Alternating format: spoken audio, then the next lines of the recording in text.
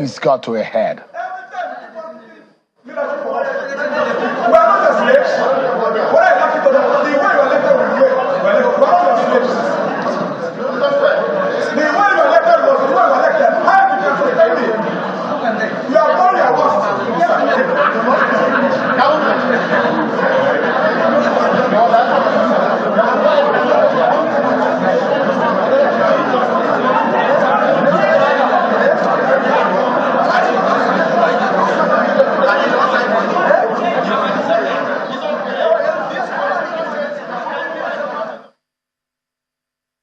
So the uproar in the upper chamber of the National Assembly came as Senator Osita Ungo, representing Enugu West, the new Senate Minority Whip was announced, and some of the lawmakers raised objection.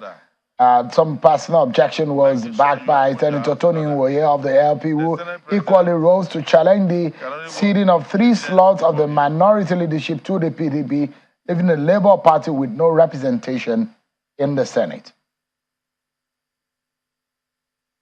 Tonight, we shall be dissecting so much tonight. So just stay around with me because I don't want you to miss any part of this conversation. National security. What is President Tinubu doing in Germany? What are the benefits? What is he bringing back? We'll be analyzing all of these for you tonight. But let's check out some of your stories across the country in your political roundup stories.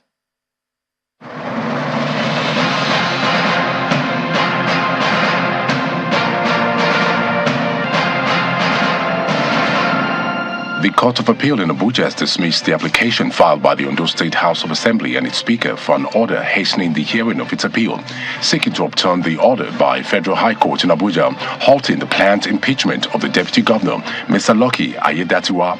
In a ruling by a 3-member panel of the Appellate Court, held that the House of Assembly's application for an order to hasten the time for the hearing of its appeal was without merit. The court held that the Assembly failed to show exceptional circumstances to warrant the grant of such an application.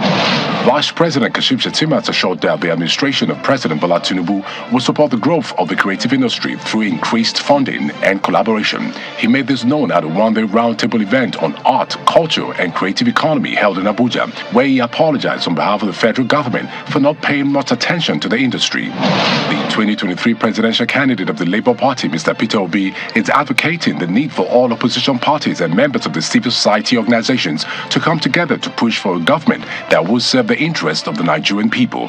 Mr. Obi made a call during a media chat with journalists at his campaign office in Abuja.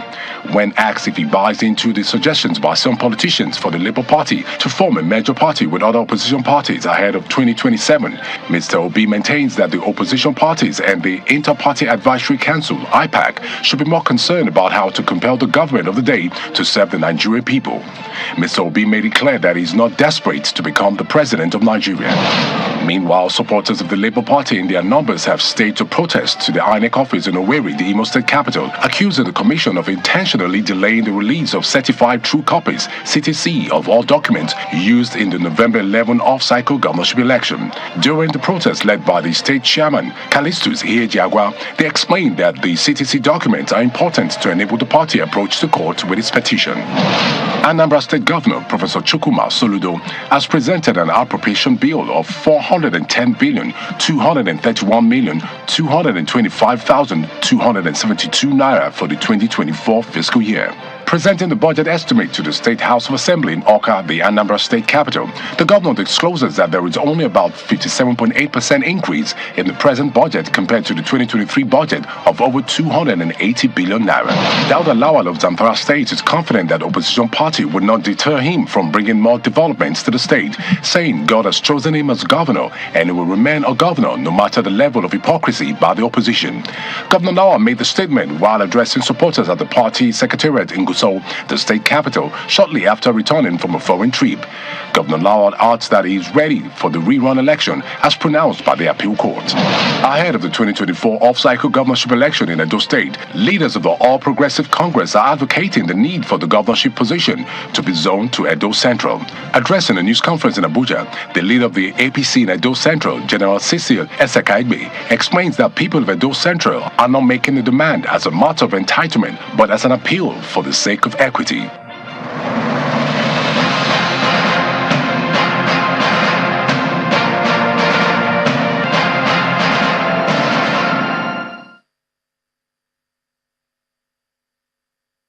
Thank you so much, everyone, for staying with us. Let's tell you what is happening in Lagos. There's been a lot of controversies about the budget in Lagos State, what has been the items and the cost of those items, and it's getting a lot of reaction. Well, the governor of Lagos State, Babajide Sanwo-Olu, has been addressing the controversy and the alleged bloated figures raised by the opposition politician, which raised concern about the procurement process in the state. The governor noted the controversy generated by the letter, says, was unnecessary, stressing that the state had nothing to hide in its public expenditure. Governor Sanwo-Olu was speaking while commissioning the newly built operational headquarters of the Lagos State Building Control Agencies in Lagos State. Take a listen to the governor. Over the weekend, we saw on social media how government should not behave, how people can indeed politically push all of our attempts to be responsible, to be transparent, to be committed, how people can indeed turn it around. We do not have a problem with anybody, with any individual, and want to acknowledge that one, two, indeed, say that this is the way we should be doing. These are the things we should be. We don't have a problem with it. In fact, we appreciate criticism. We appreciate the fact that people can look at us in the face and say that you need to do well in this place. So we don't have a problem with the originator of an open letter with me. In fact, we like it, and we want to thank him. And that's to say that indeed, if it's a government that is transparent and is responsible, we should not shy away from criticism.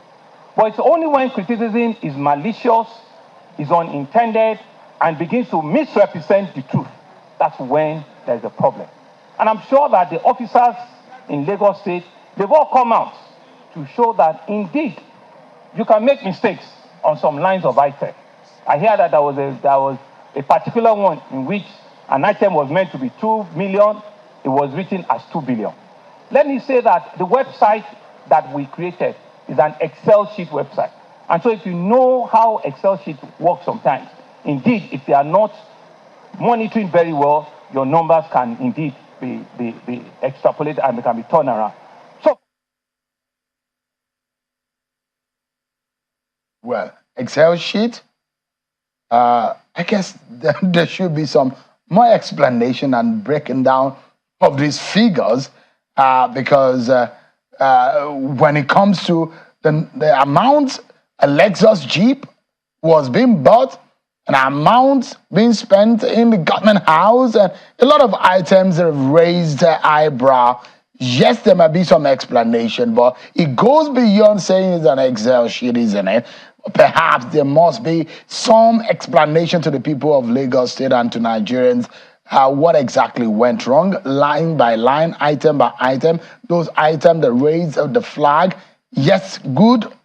Criticism are good, but explanation to show accountability in governance is also very, very important. I'm hoping that anybody in Lagos government should be ready and willing to put the figures to the Nigerian public and show side by side what is the correct figure. If there are errors in the Excel sheet, this age and time, there needs to be a deeper conversation to Nigerian people. Well, that aside, let's tell you about what is happening in Germany, where the president, Bola Tinubu, has been attending at the CWM meeting at the G20 Conference of the Leaders.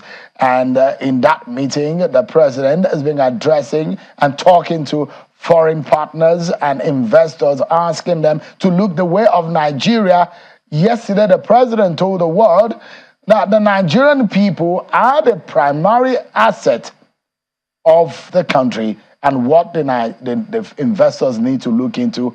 The president is also saying that democracy in Nigeria is being standardized and stability is returned to the country by the passage and the transition of government. He also said that in Nigeria is trying to work on the rule of law to ensure confidence in the system. Take a listen to President Tinubu.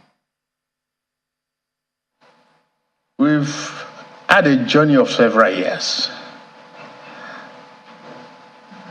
Nigeria's business and German investors.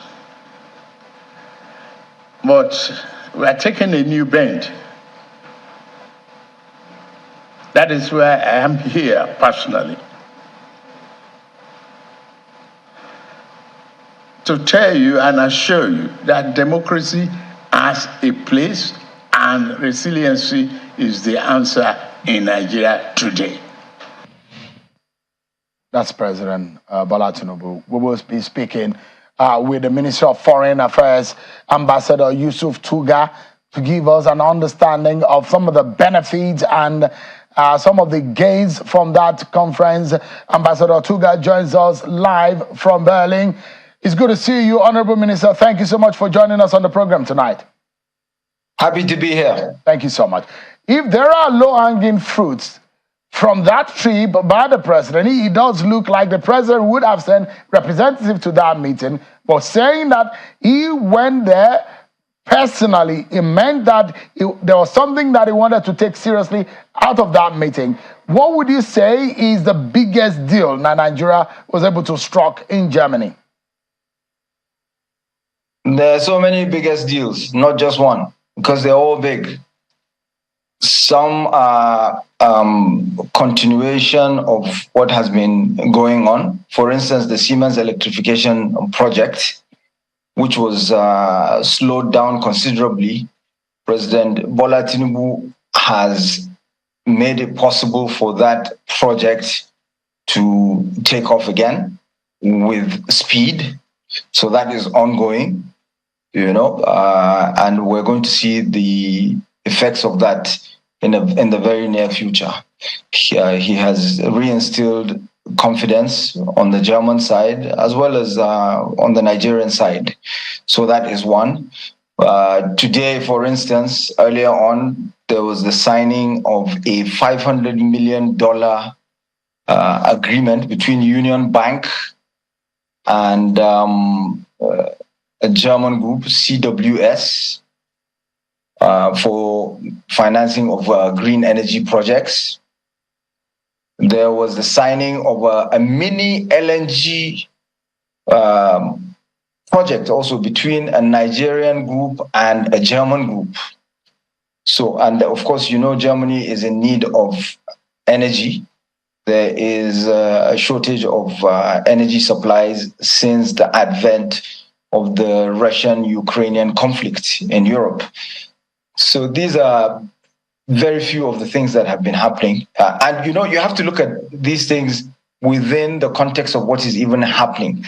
This has happened in Germany, for instance. I'm just touching on a few. But you also have to look at what is going on in other places with Nigeria, with the Nigerian private sector, because of the confidence that has been reinstilled in private sector activity by the Tinubu administration. Within the last 2 weeks, Aliko Dangote and Carlyle Group signed a $500 million contract with an investment fund. BUA signed with IFC another $500 million agreement. Then I mentioned this Union Bank CWS, that's another $500 million agreement. Then you have NSIA, the Nigeria Sovereign Investment Authority, signing with IFC another $500 million agreement. So within the last 2 weeks, you can easily say $2 billion. So these are the sort of things that are ongoing that are not even being tracked properly. There's a lot happening. He has engaged here in Germany. He has again instilled confidence in the German the German private sector, what they refer to as the Mittelstand, the medium-sized family-owned businesses that are always scared of political and financial risk. He has allayed those fears. All right, Honorable Minister, there's about 50 million cubic feet of gas being flared in Nigeria daily.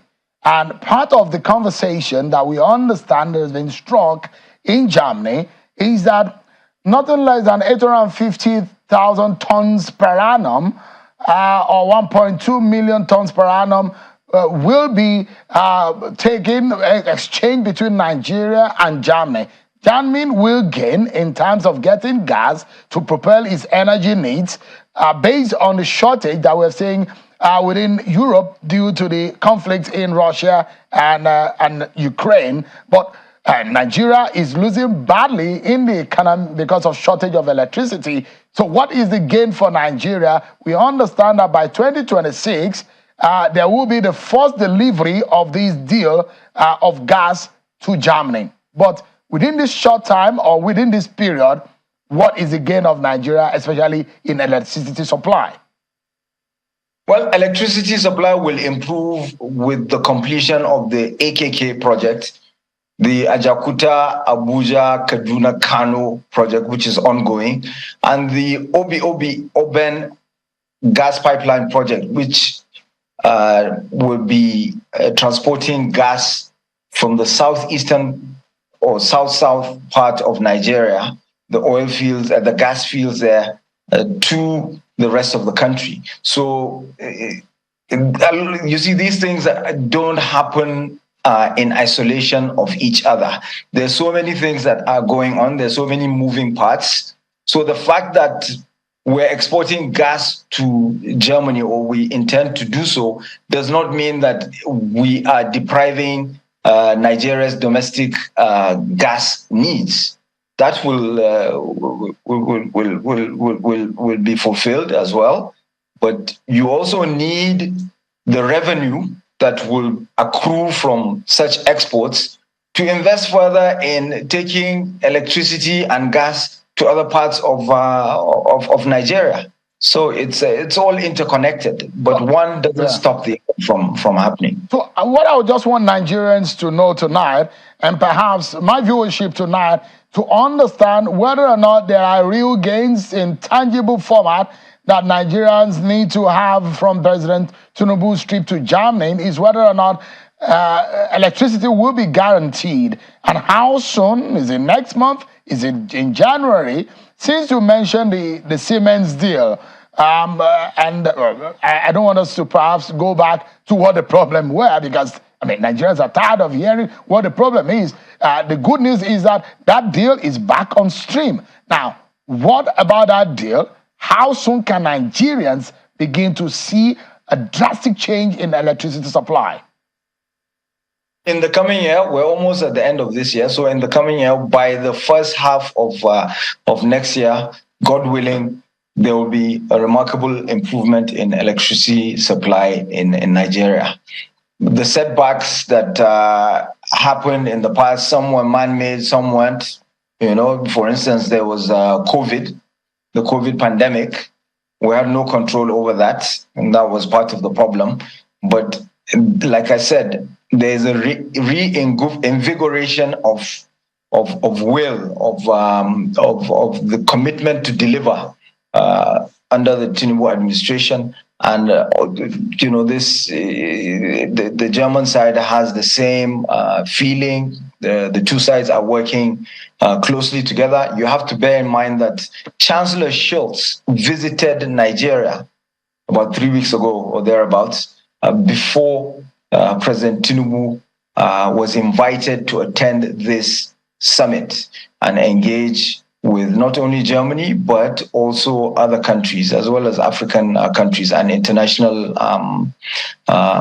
financial corporations and development finance, financial institutions.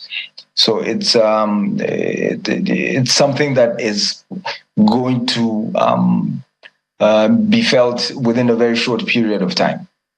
Now, one of the biggest fear perhaps any investor will have is the inconsistencies and what a lot of people have ascribed as the lack of regularity in the rule of law. Because when you're putting your money in an economy and there is no guarantee of the rule of law, which is the bedrock of any contract.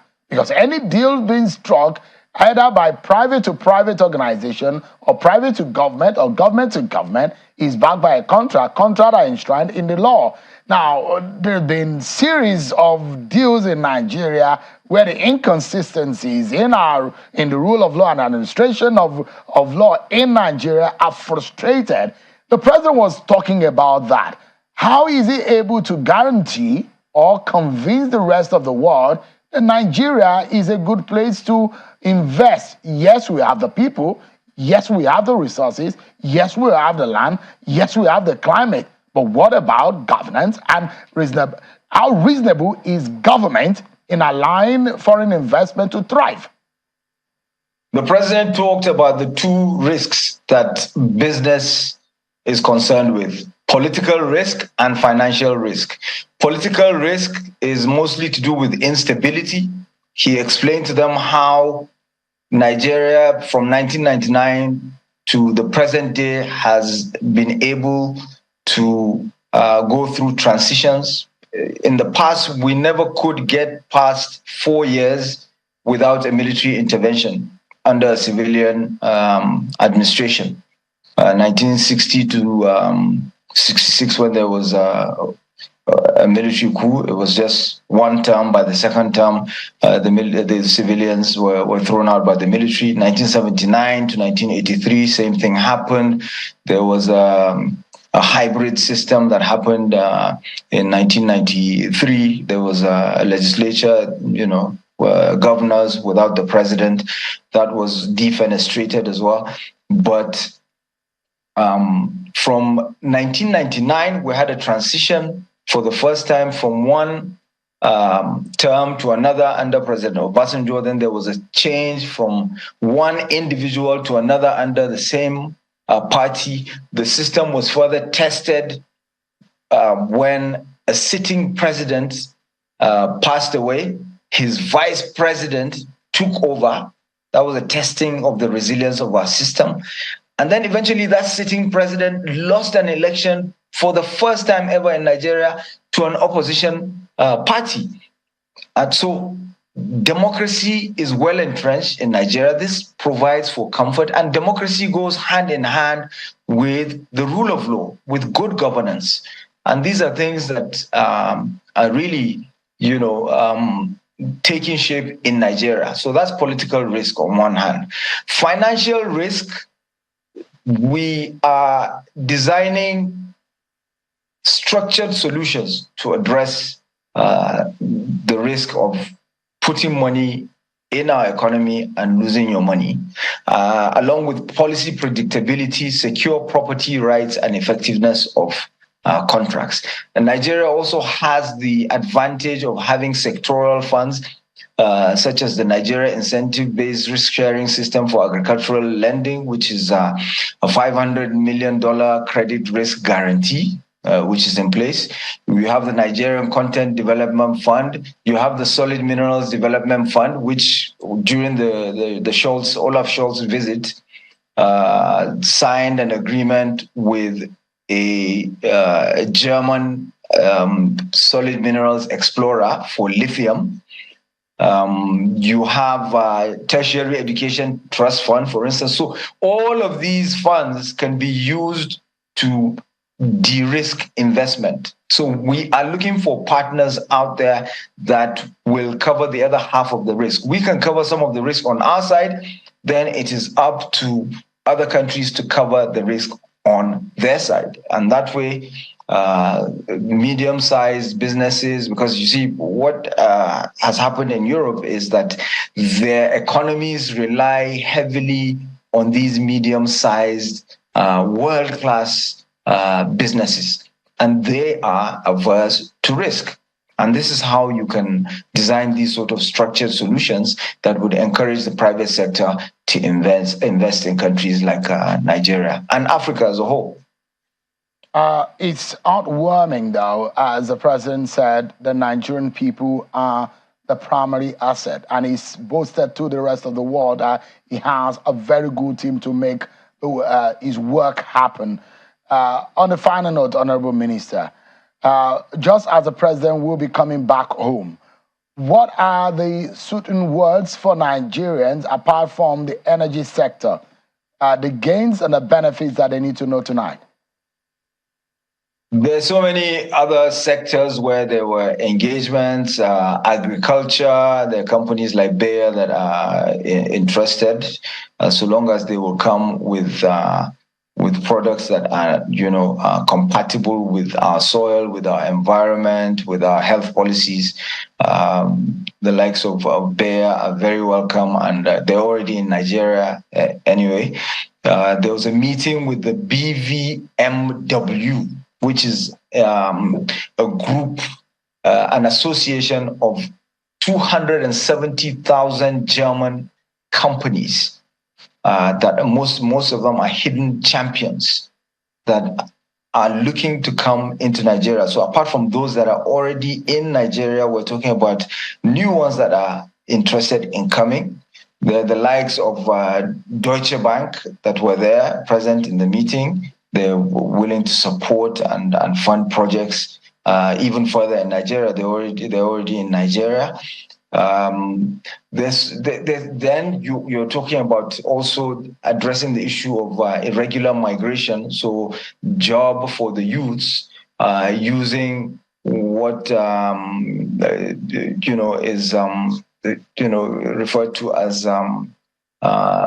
business process outsourcing, for instance, where you can work remotely while you're in Nigeria. You're working in Europe. There are already companies that are doing that. The likes of Andela, for instance, supplying these sort of services to European countries all over. So these are the sort of things that we're looking to do with a country like Germany that has an aging population that is in dire need of labor. So again, structuring it in such a way that we can provide for skilled labor in a manner where there's dignity, there's respect. And for us, this is, part of the 4 Ds that we've been talking about, diplomacy, development, demography, and diaspora.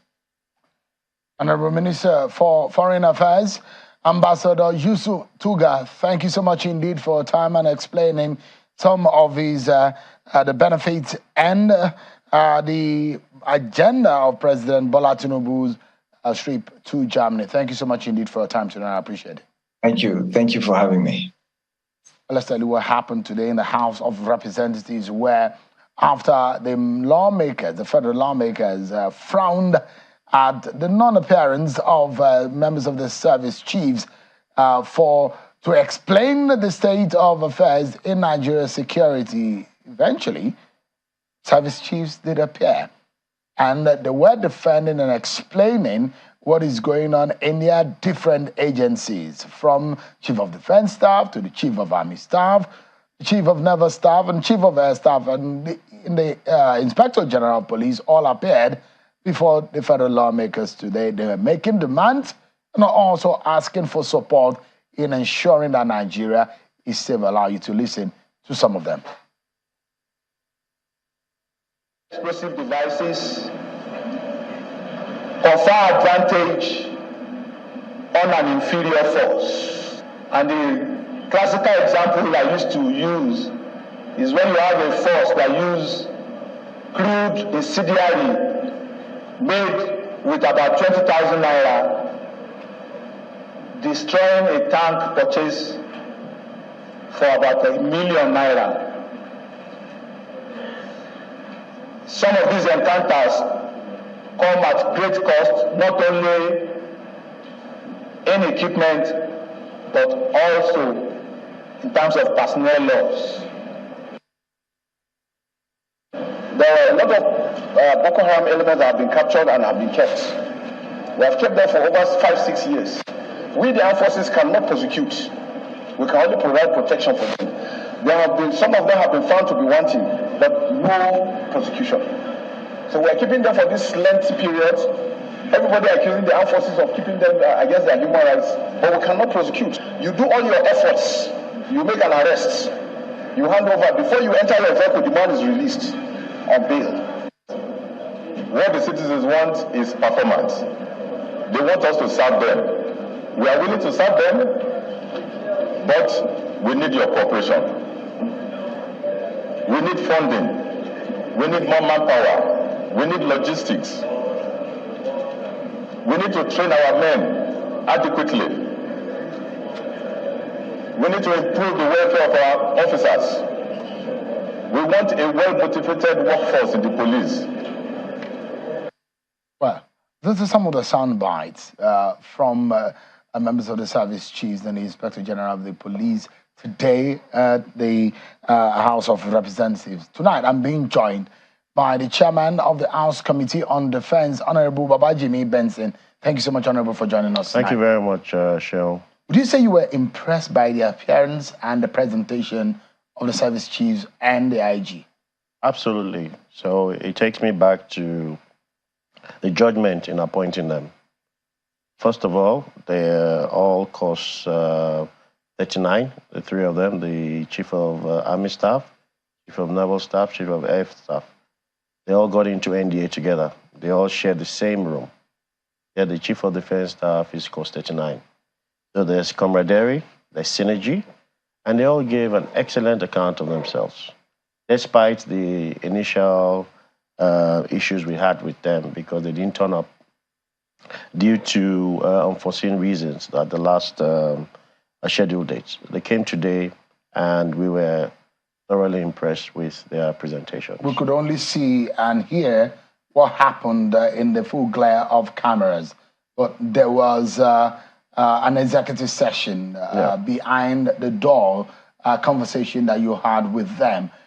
Does that have to do with issues of what they lack, or what do you think that, what would you say the executive session was about?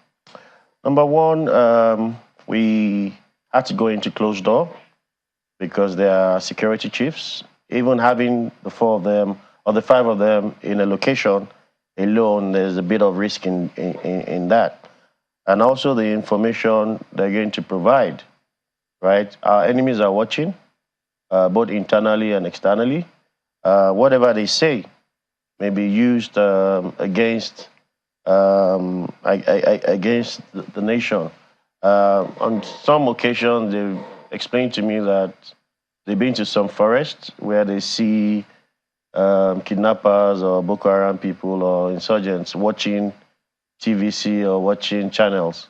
So those guys, our enemies, also watch what's going on. So information has to be properly preserved, you understand? So that's why the speaker in his wisdom said we should have an executive session. All right. And I believe that's the right thing to do.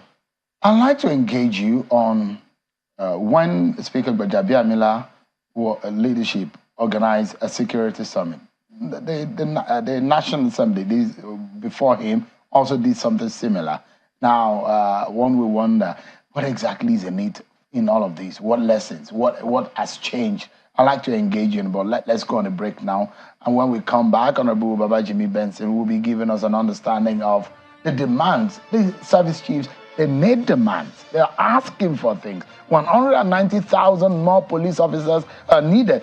IG said that more personnel in the Army, in the Navy, in the Air Force are needed to battle our enemies. Would they be able to get all of these things? They made demands on how to secure Nigeria, but would they get them? We'll talk more after this break, everyone. Join us again.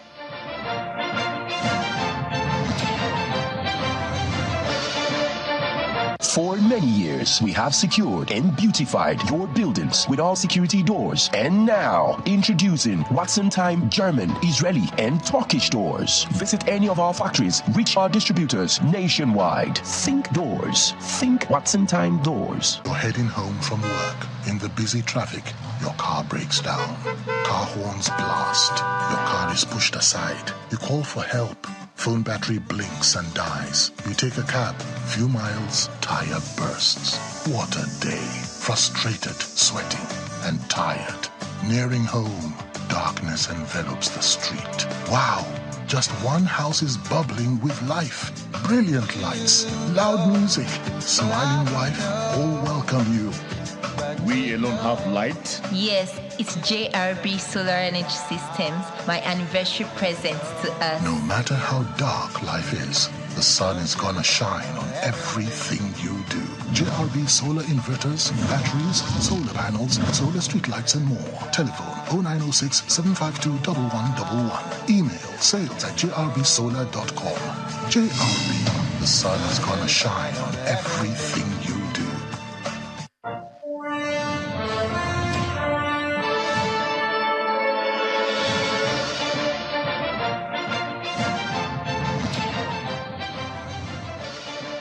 you so much, everyone, for staying with us. Honorable Babajimi Benson is the House Committee Chair on Defense, and he's been speaking with us on the appearance of the service chiefs and the Inspector General of Police today, the House of Representatives.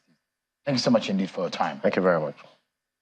I was laying a premise on the past summit, lessons learned. And there are those who will say, these are just talk shops that have not really amounted to anything. And all of this conversation, before we get into the meat of today, as those conversations from the summit under Gbajabiamila and the one before it, what have we learned from all of those things? Yes, we've learned that the legislature is the House of the People. 360 members from various federal constituencies. So they have informed knowledge of what's going on within their constituencies. And we've also learned that an all-society approach is the best way to tackle insecurity. So over the years, resolutions have been passed, reports have been written to the federal government, and I must tell you that majority of those reports have been hearkened to, which informed why the synergy, why we are able to accept the supplementary budget and pass it in record time. So there is a symbiotic relationship with the legislature and the executive when it comes to security issues. Now, let's go to today's engagement. They made some very, very, very far-reaching demands. For example, in terms of personnel, is the country able to now engage new personnel? 190,000, that's what the IG says he needs, the number of police officers that he says he needs. What was the response of the House to him today? So there are two ways you can look at it. If you hire 190,000 personnel, it means you have to create you have to build barracks and all other infrastructure to support the 190,000 recruitments. The other way we can look at it is the limited amount of policemen we have. Can we adequately equip them with technology, with infrastructure, both software and hardware, to make them more nimble? So that's the discussion we're going to have post today. Either recruit more or either invest more in technology, right? But no doubt, we've also come to the conclusion that the armed forces are not trained for internal security issues. The armed forces are trained to shoot in the head and the heart, right? So the real is the police or the civil defense team that are supposed to be doing internal security. So critically, we know that they have to wind down on internal security issues. So the police have to ramp up as well in recruitment and in purchase of technology. That was an agreement we all reached today. What did the House agree, and what was the takeaway? What do you think that you were going to do immediately for these men who are making these demands? Yeah, the takeaway again is that the envelope system we're using to fund the armed forces and the police is inadequate. Yeah, no country funds its budget based on an envelope system.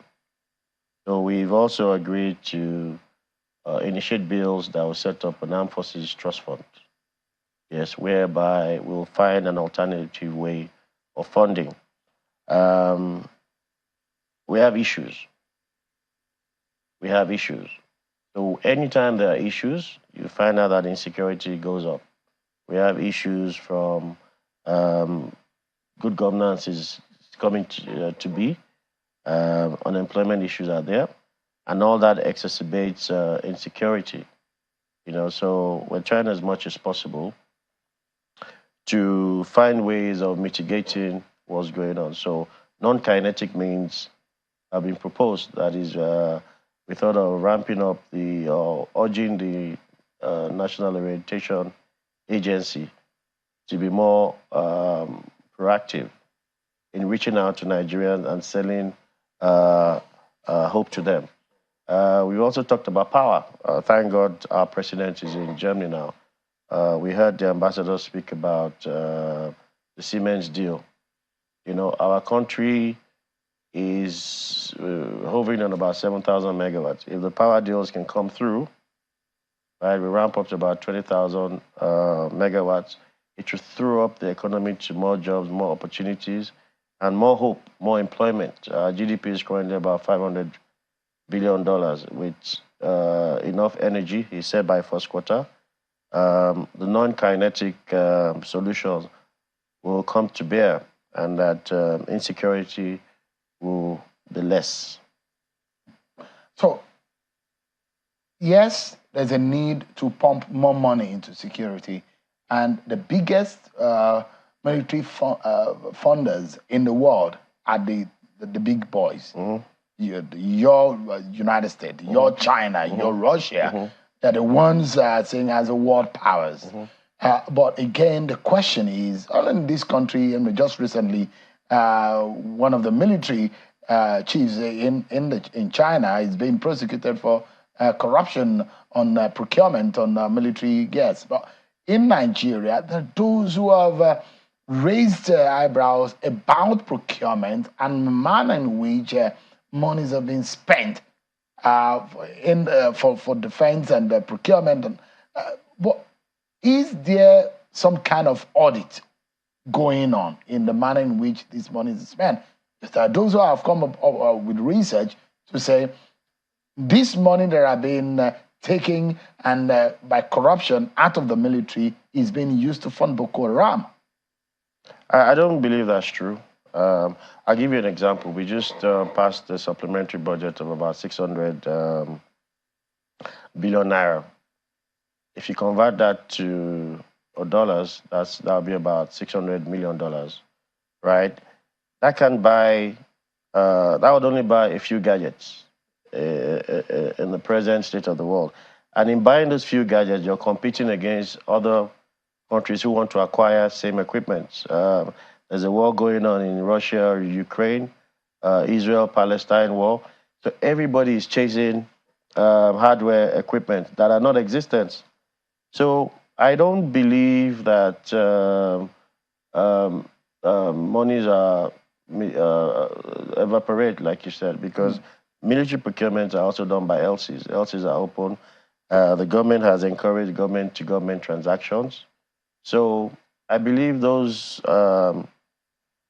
disappearances are few. There are those who are being in charge of our military, Honorable, that are being prosecuted because of monies that are being budgeted for military procurement. Let me give you instance, because my question has a premise and I have a background and I have a support for it. So Transparency International, some years back, around 2017, 2018, had come out to say they found that Nigerian military officers and politicians and some elites have enriched themselves by diverting money that was spent to fight terror.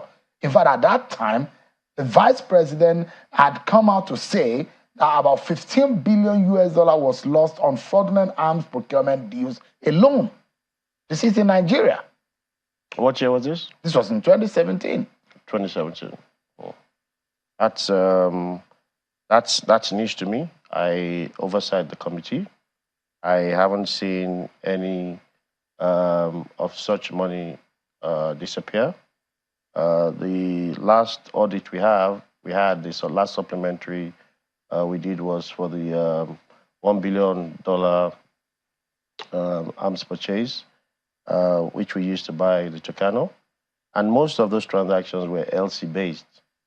You know, so Transparency International, I need to verify that document again. I'll send you the report. Yeah. And maybe it will be good for your own read. Exactly. And also, for the sake, I mean, we do not have this money as a people. Exactly. So why will this money that's supposed to be used to secure the nation goes into the hands of a few people benefiting, and yet and in the other way around, making the enemy to attack us more? Now, there is another angle to all of this, is issue of intelligence gathering, surveillance. A lot of people will say Nobody march around the cities and in the bushes any longer. There's surveillance. Is Nigeria looking into technology in fighting insecurity in this country? Oh yes, like I always say, they said to us again today about the all societies approach. In other countries, in other neighboring countries, if a stranger walks into the territory, everybody knows. The gendarmes are informed and blah blah blah. So that's why I said the Nigerian Orientation Agency as well needs to do proper enlightenment so that Nigerians can be their brother's keeper. Technology is also being assiduously looked at. Purchases of drones and other devices, smart intelligence is being deployed so that this insecurity intelligence gathering will be assiduously pursued. Which country are we partnering with in this? Because there are countries that have been successful in manning their borders. I mean, there are several ungovernable sites within the Nigerian territory. Are we partnering? What are the possibilities? What are we saying? What countries are we talking to? Who are our partners? Oh, the good thing is that Nigeria is a non-aligned country. So we have a lot of people we're talking to. We have Pakistan, we have India, we have the US, we have the UK. And good enough, they are homegrown technology that we're using. We have a couple of companies that have showcased the local border manning devices they've developed. Good enough, Mr. President is about to sign the DICON bill. That will also give teeth to our homegrown solutions to addressing these issues. Interesting. So in all of these, what did the service chief tell you about the major gains since they got appointed? Yeah, there are a lot of gains. They spoke about the local lessons learned. They spoke about local Nigerian companies doing great things. They spoke about purchases they made from local Nigerian companies. They spoke about Profos. They spoke about some other Nigerian companies that they patronize. They patronize them from helmets, they patronize them from bullet, body shields, hardware, software, and things like that. Border manning devices and co. So the lessons learned positive. That is ongoing. We also spoke about the great thing that the Army engineers are doing in fixing the hardware when the imported hardware. So we're gaining, and very soon, with the signing of the DICON bill, lessons learned will also be exported very soon. I mean, Nigeria has spent, those who have calculated, I don't have the exact figure, but spent quite a reasonable amount of money in fighting Boko Haram. Those who believe that there are perhaps other ways other than boots on the ground and bullets in the air to fight these elements. And perhaps psychologically, there are other ways that are being suggested, alternative measures that they have thought about in addressing some of these challenges, security-wise. This question again? Did they come up with alternative means of fighting other than the usual military? Yeah. We spoke about non-kinetic. Kinetic is the fighting. Non-kinetic are using soft issues, soft power, orientation, indoctrinating, de-radicalizing them, education, power, Without work good governance. In the Northwest, for example, where we see banditry. It will work because, like we always say, that nobody wants his or her daughter to be a bandit or a Boko Haram. The causal effect is lack of hope. If there's hope, there's good governance. If there's education, there's healthcare. If areas that are ungovernable become governable, yes, this will fizzle out. Show me a country where there is insecurity. You will see issues with struggling with governance.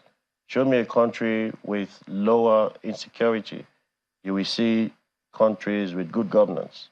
So Nigeria is ramping up on its good governance index, and you can see that the president is not sitting in one place. He's going from one place to the other, looking for investment, looking for how the lives of Nigerians will get better.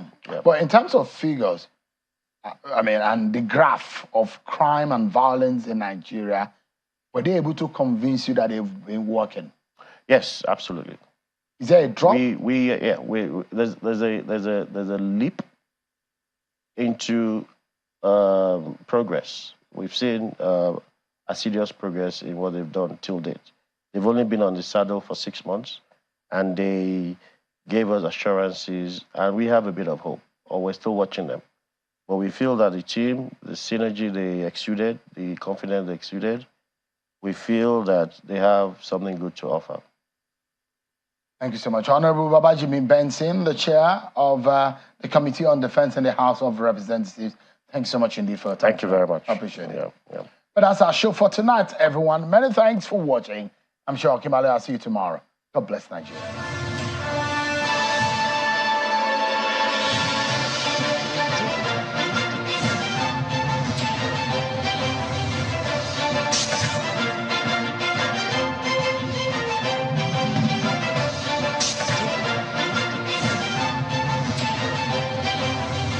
They swore an oath to serve our fatherland and defend the people.